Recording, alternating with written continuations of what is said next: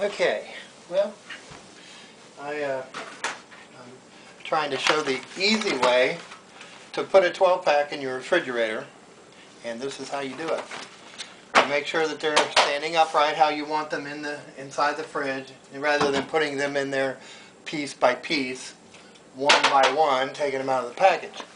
Open up both sides at the same time. You can do that. Just grab these flaps, run your fingers under there, and open it up. Be sure to hold the 12 pops so they don't fall. Take the front flap and bend it all down. So then you put it in like this. Put your hand at the end and pull. Boom. 12 pops in the fridge, not one by one. All right, thanks.